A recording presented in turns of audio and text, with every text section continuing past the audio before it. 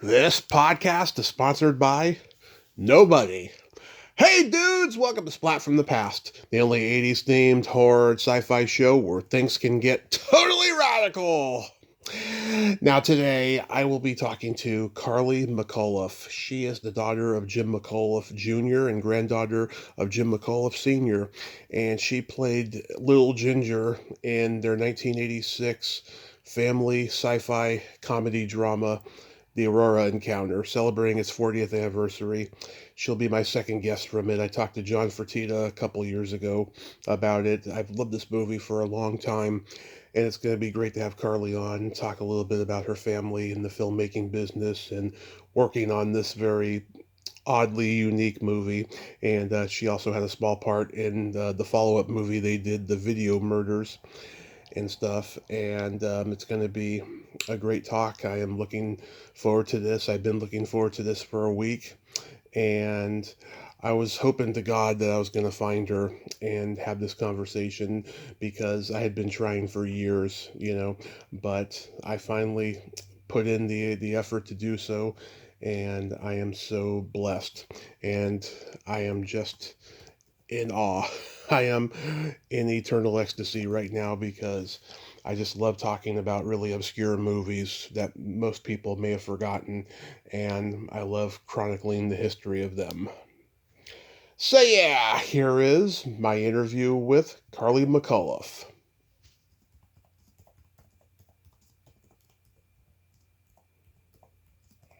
Going back in time, how old were you in the Aurora Encounter?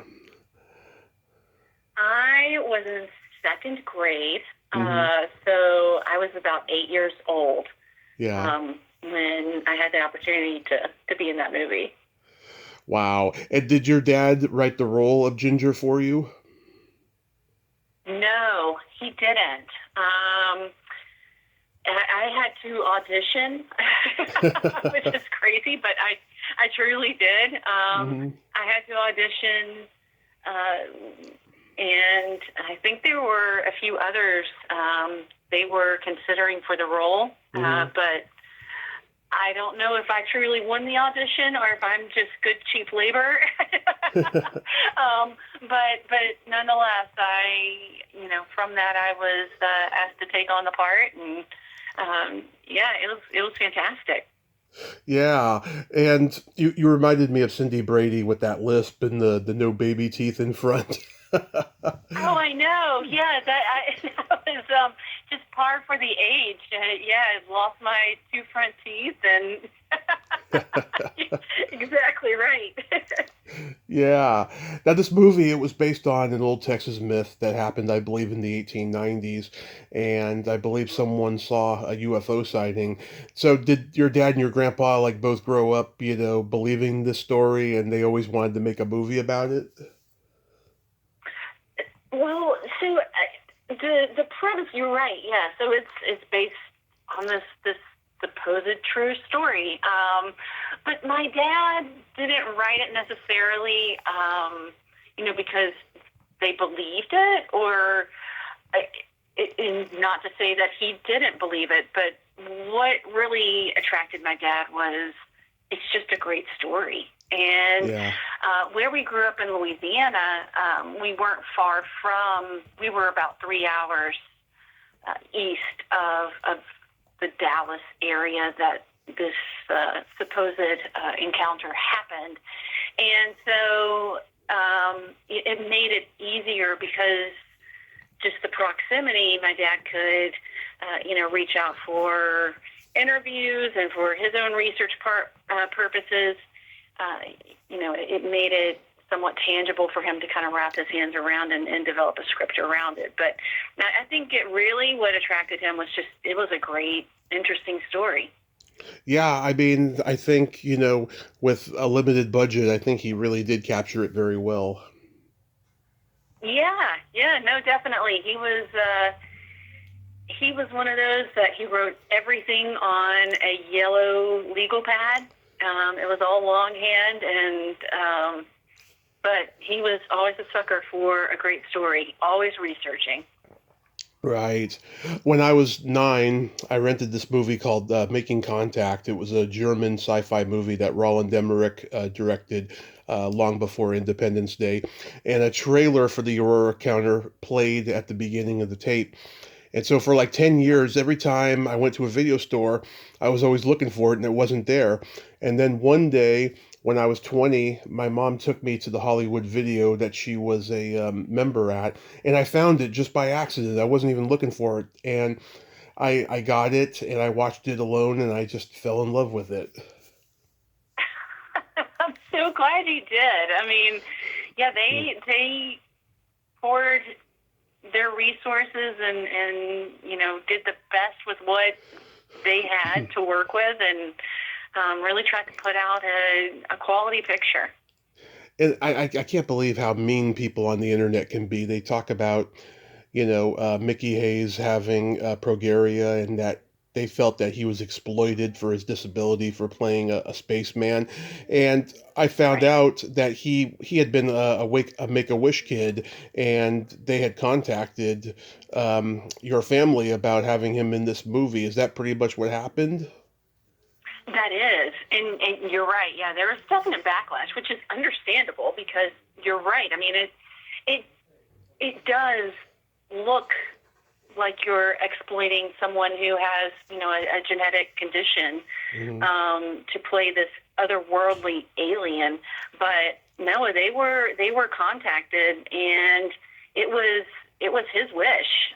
He wanted to do this, and he's actually he was from Longview, Texas, which is Hmm. in the area. Yeah. And so he was only about an hour and a half away from where we were. Um, he was absolutely all for it, and that wasn't something that was intentional that they scouted out for. That just worked out, in that the person wanted to, to play this part. Ah, that's beautiful. Yeah. What was he like to work with? So I'm trying to, as best I can remember. I mean, he was a delight. He was just so excited to be part of the movie and to be in a movie. Right.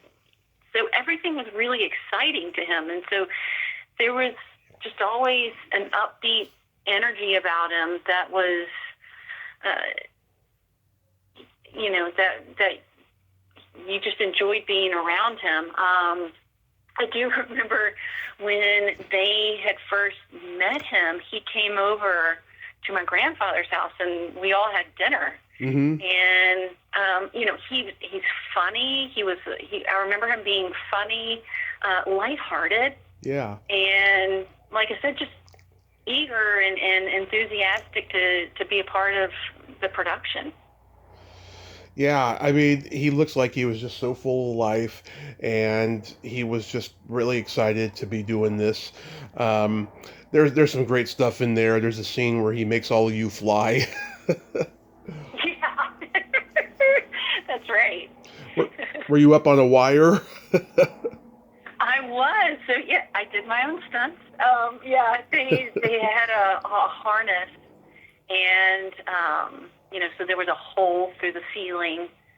If I'm remembering the part correctly, the part that I remember with flying, or levitating, I think is they had a waist, a belt around the waist, and then two harnesses up on the side, and then a hole through the ceiling in which I was, I guess, a pulley or something, but then brought me up.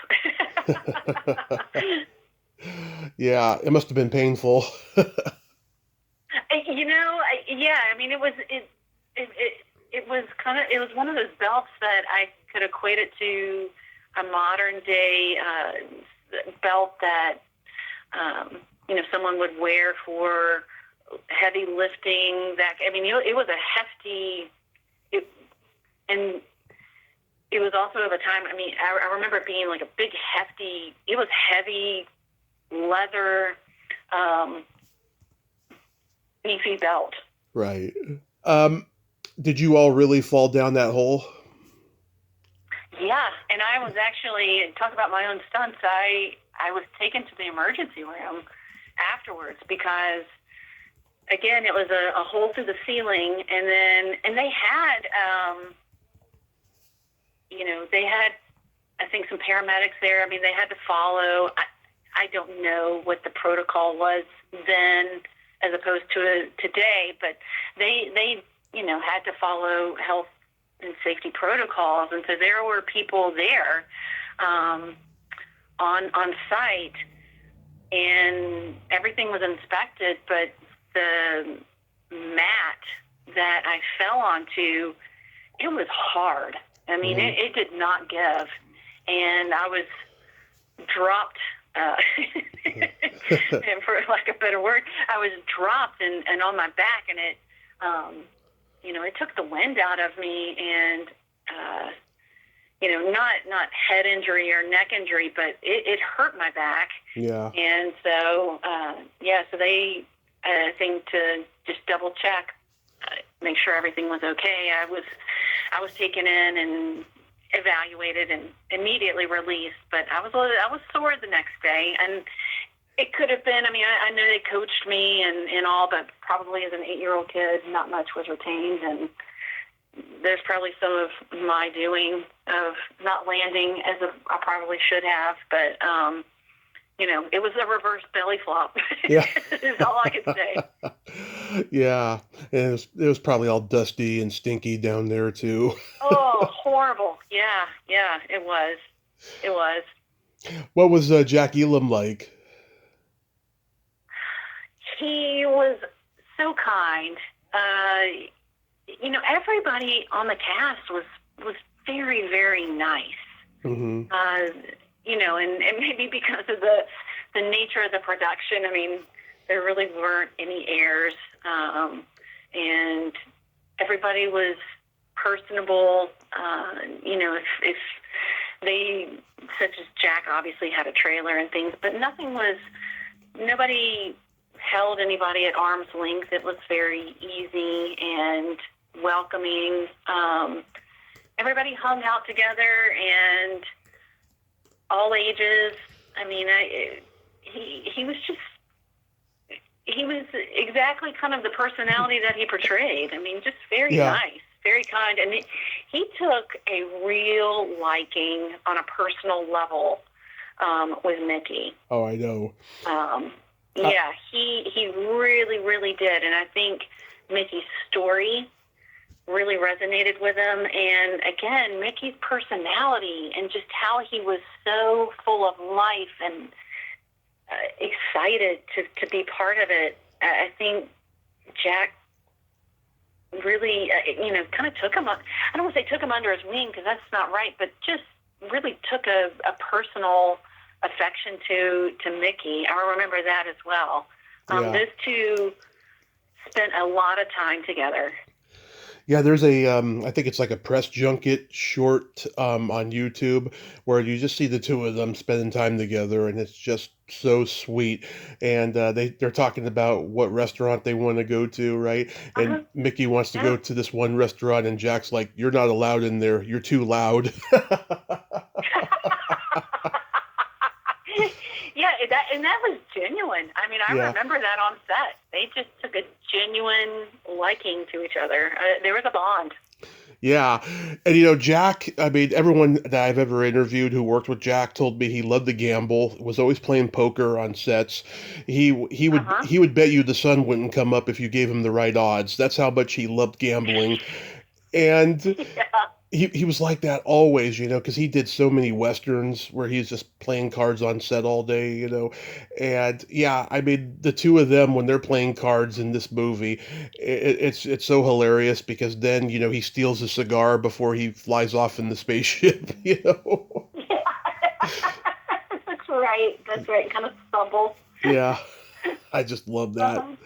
It is great.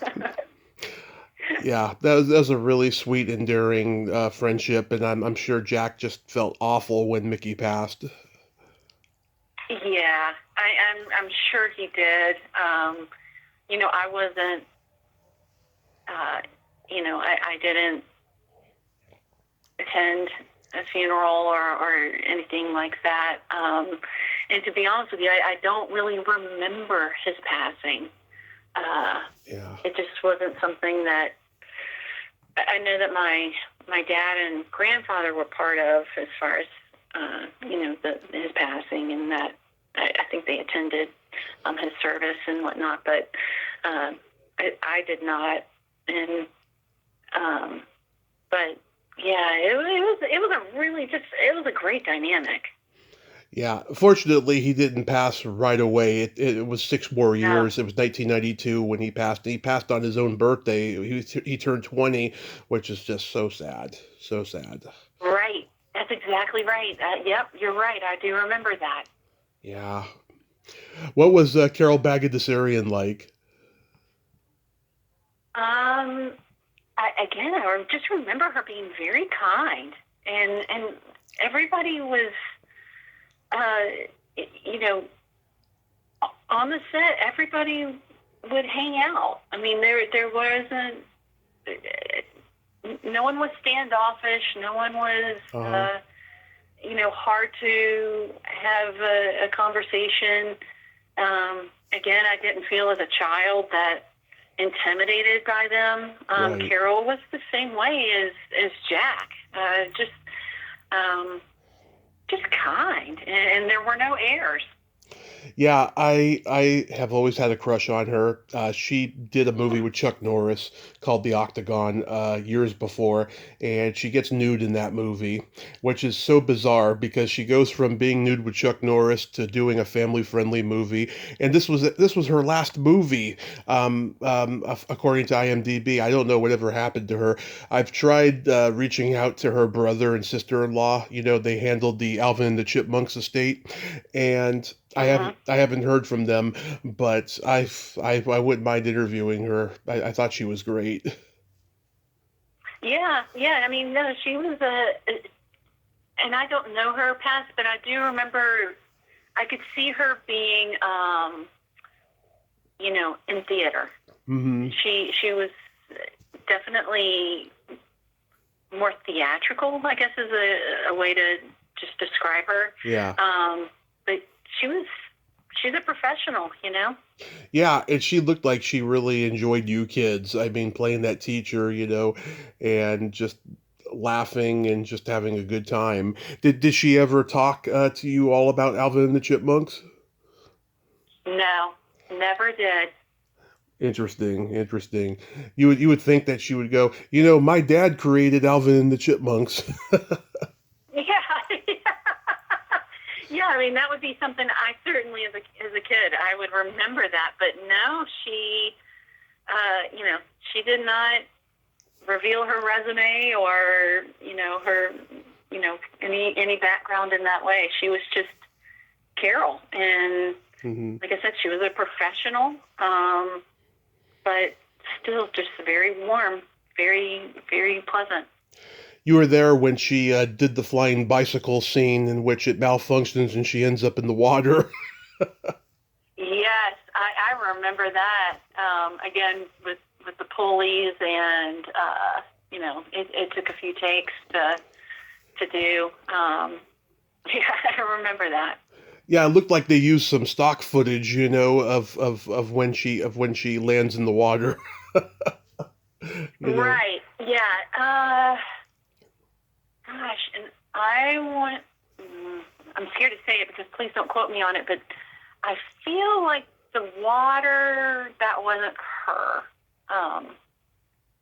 I remember her scene or her participation in that scene being very short. Hmm.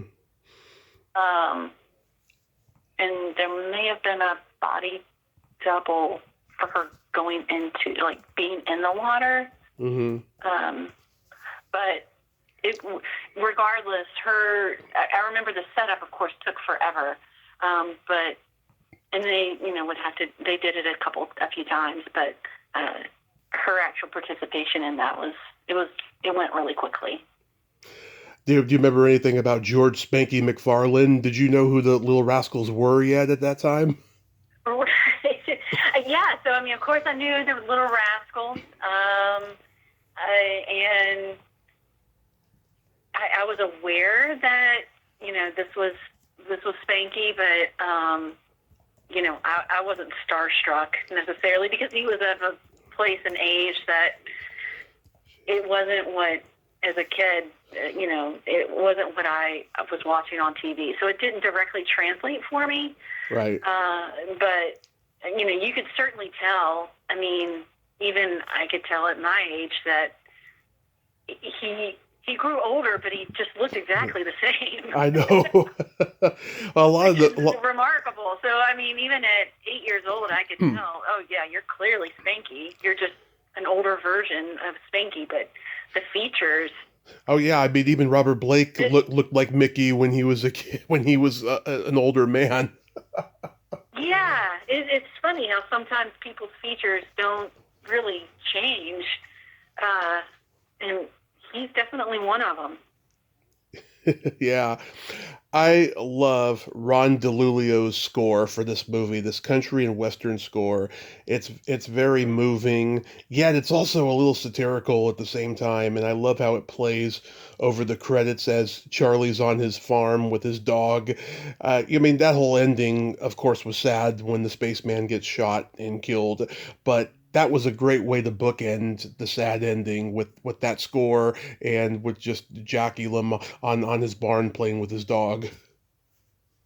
Yeah, I agree, and I have to wonder, and I don't know the answer, but I guarantee you they saw that somewhere from some movie and decided I'm sure. they wanted to do similar. So something had to inspire them, some other movie that did that. Did you get to go inside the spaceship? Did I get the ghost inside the? Oh, did I get to go inside? Yeah. Yes, I did. It's just a box. Yeah. So there really isn't. As far as what's inside there, it really wasn't impressive. But but yes, I did get to go in, and if I'm from my memory, it was just literally plywood. Interesting.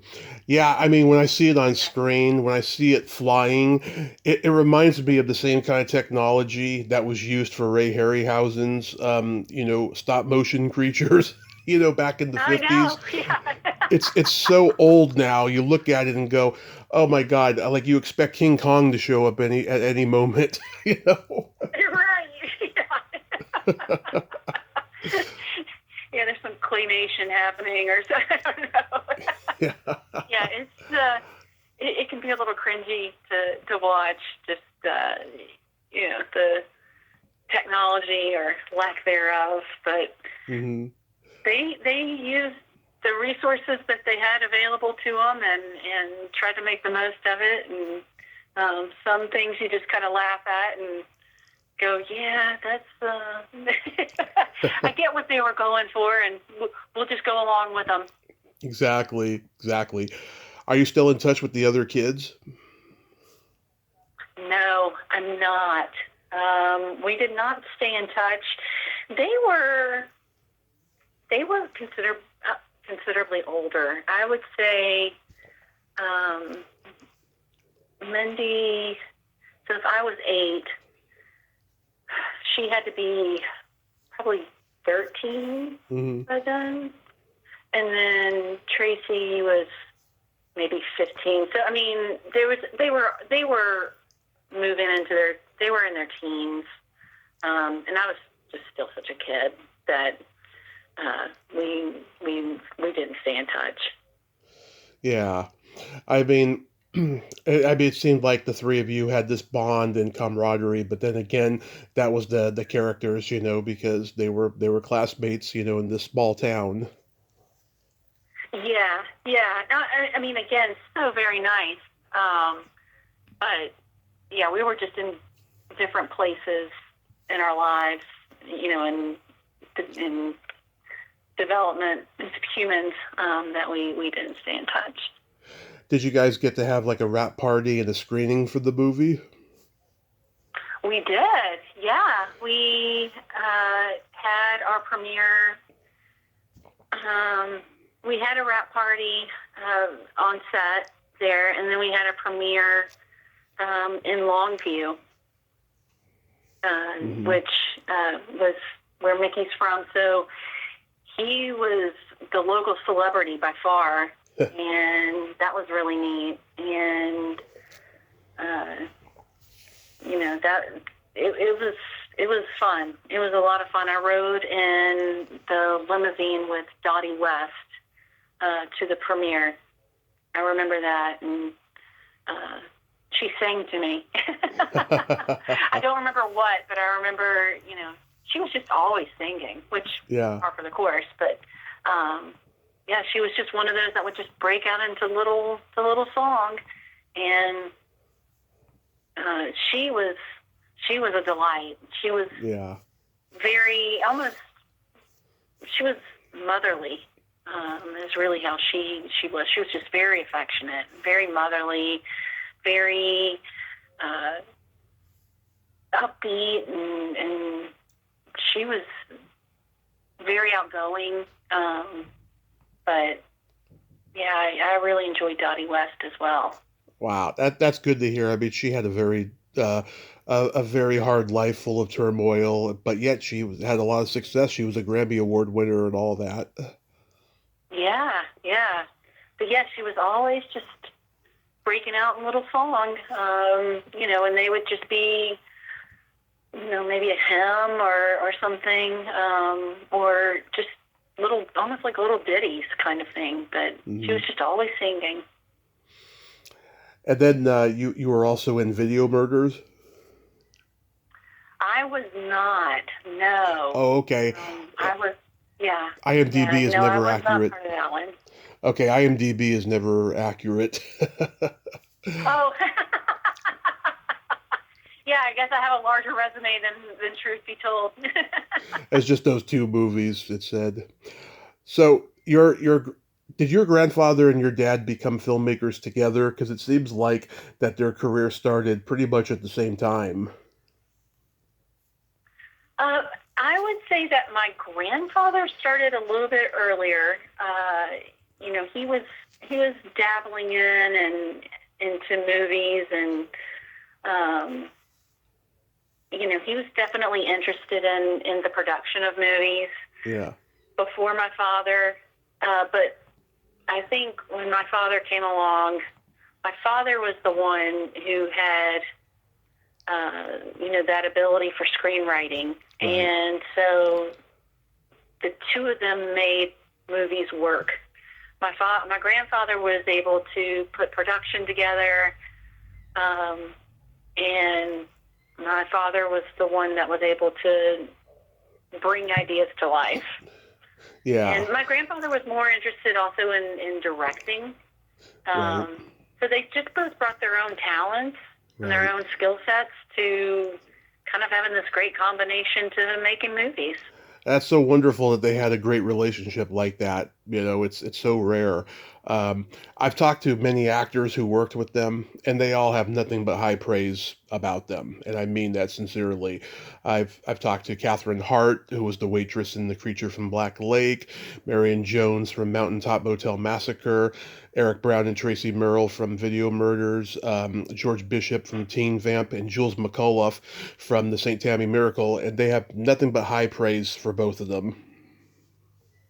Yeah, no, they're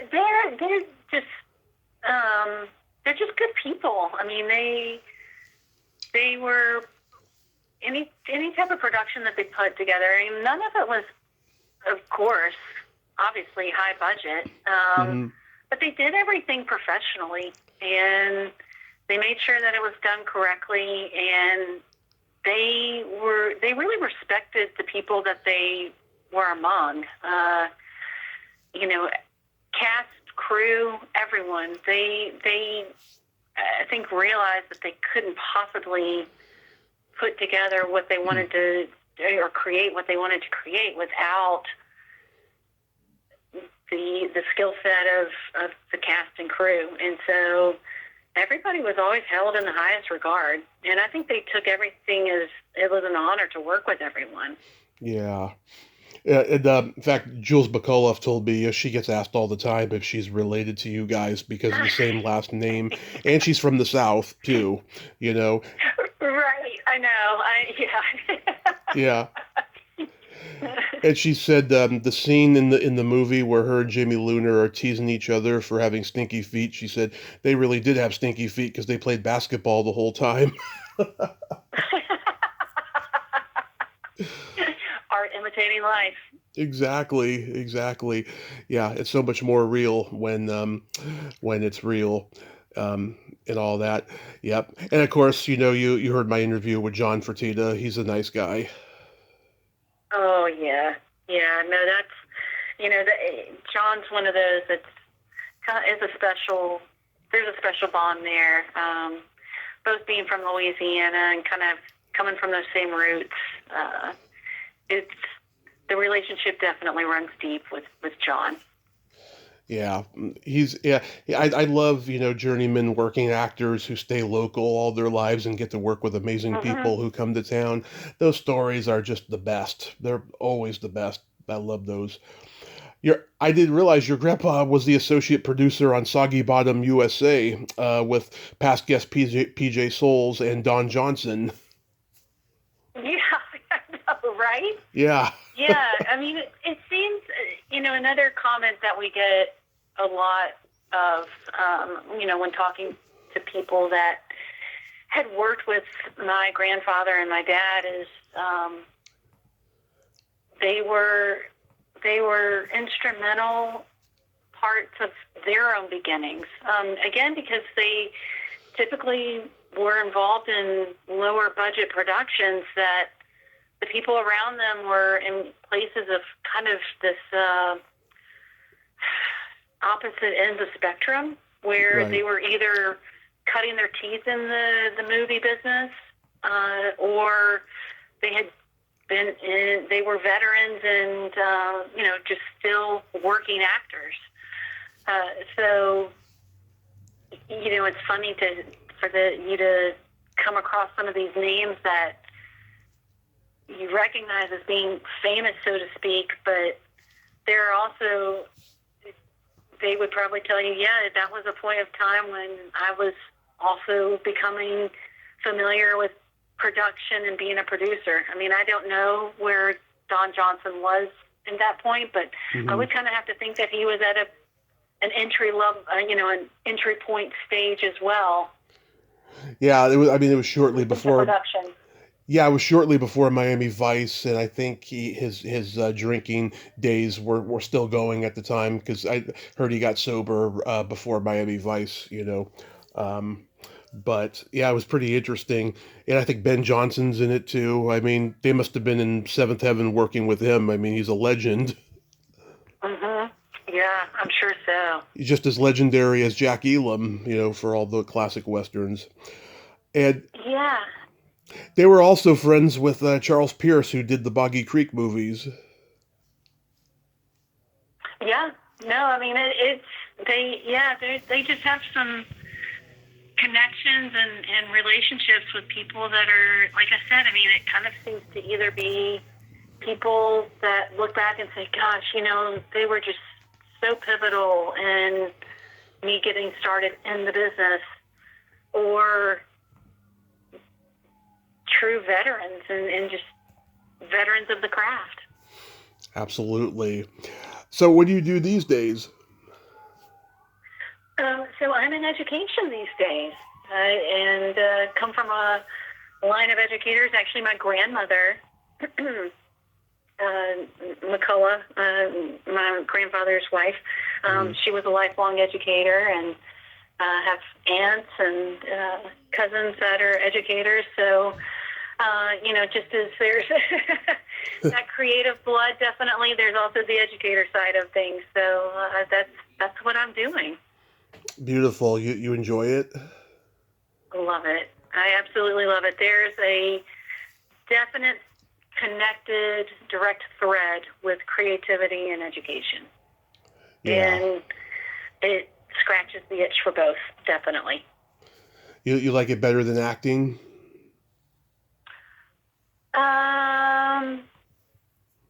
My acting was so limited that I really couldn't say. I mean, I didn't pursue acting. And it's not to say that I wouldn't, but being the product of a creative person, and just the, I don't want to say instability, but I mean, I guess that's really the only way you can kind of describe an artist's life sometimes is more times than not. I mean, they're working and they're just trying to find work to sustain the ability to continue their craft. And that's a lot of what I grew up with. And so it was feast or famine. And I think going into that, under that kind of influence, I was a little hesitant to move into acting because I lived it. And, you kind of take things from your childhood of, yes, I'm destined to go that route, or, gosh, no, I think a little stability might be good for the mental health and well-being. But so for me, education is just where I'm fulfilled. But I do love acting, and I maybe if the circumstances were different, maybe if it was in a situation where, I wasn't part of kind of that ebb and flow of, how you were doing in the house and things, then maybe I would have gone more into acting, just feeling a little bit more secure in it. But it's a calling for sure. Yeah. What's your favorite movie of all time? That's a tough one. I mean, there are just some movies that definitely stick with you for different reasons. This might sound really cliche, but there is a movie that just I feel represents me and moves me, and that's Steel Magnolias. Oh, that's a good one. And so that movie has a personal tie to it, to me, in that, one, the screenwriter is from Louisiana and is from my hometown. And he wrote it, and Shelby was actually his sister, and it's based on, now her name wasn't Shelby, it might have been Shelley or Sherry or Susan. I mean, it might be Susan, actually. And my aunt on my mother's side, she's Weezer, and I have an Aunt Weezer. Now, and Susan and my Aunt Weezer were dear, dear friends. And that movie was shot just 45 minutes outside of town where I grew up. And I can't watch that movie without ugly crying. And we're all, you're laughing. I think what speaks to me about that is that you have that emotion of laughing and crying at the same time. Oh, yeah. And I do it every single time. Yeah. I know there's movies that make me weep, but if I told you what they were, you'd probably laugh at me. I'm such a crybaby, I totally get it. I mean, The Muppets Take Manhattan still makes me cry. 100%. Yeah. Actually, I have not seen the latest release of The Muppets. I think there was a recent in early February. Did you see it? No, I didn't even realize that there was a new one. I gotta check it out. I've been disappointed by most of their movies since Jim Henson died. I did like the Christmas one with Michael Caine. That was a good one. I thought that they did a good Oh, job with it. But I don't know. I just think that selling the Muppet franchise to Disney was a mistake. I just don't think that Disney has never really knew what to do with the Muppets. right. And yeah, because then it becomes someone else's interpretation of, Right. and so then it departs definitely. Yeah, it's just like, oh, another Muppet movie. I mean, at least with Jim Henson, he had stories to tell, you know? Yeah, yeah, Yeah. you're absolutely right. Yeah, I haven't seen it though, but I'll definitely find out about it. What are your top three Desert Island albums? Okay. I mean, I guess you can't go wrong in White Album. Oh, I love Um, that album. you know, Yeah. so there's that one. Uh, my favorite band of all time are the Strokes, Oh, and so I would have to go with their debut album. As I said, that's probably one that I would have to take with me. Um,